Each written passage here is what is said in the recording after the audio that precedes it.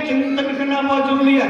बहुत सारे लोग हैं अपने बच्चों को, जो पैसे वाले लोग हैं वो अंग्रेजी स्कूल में पढ़ाते हैं, मिशनों में पढ़ाते हैं, अप्रोक्त रूप में उन बच्चों को हमारे समाज से, हमारे धर्म की मानसिकता से दूर हटा रहे हैं, उनमें ईसाइयत का संस्कार डाल रहे हैं। इसके लिए इसके भी रोक होनी चाहिए, इस पे भी रोक होनी चाहिए। ये श्रम का पैसा, मेहनत का पैसा, लाखों रुपए सालाना बच्चों को पढ़ाने में लोग लगाते हैं। हमारी संस्थाएं हैं, विद्या भारती, RSS, बहुत सारी और भी सामाजिक संस्थाएं हैं जो कई प्रकार के संस्थान चला रहे हैं। हमें उन्हीं संस्थाओं में अपने बच्चों को अध्ययन करवाना है।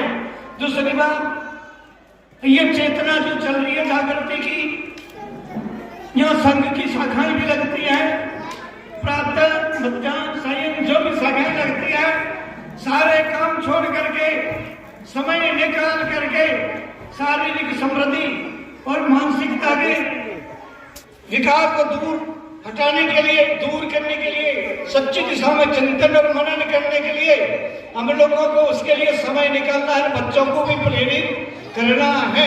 और ये माताएं बहनें हैं, इनसे भी विशेष मेरा आग्रह है, बच्चों को संस्कार और चरित्र दें।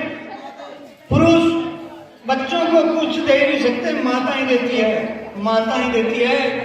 माँ के संस्कार और माँ की पहचान ही दुनिया में सबसे श्रेष्ठ है, क्योंकि इस मृत्युलोक में मनुष्य जब पैदा होता है, कोई भी जीव पैदा होता है, तो माँ की गोद के सिंहासन में बैठता है, और माँ की गोद का सिंहासन सबसे बड़ा है।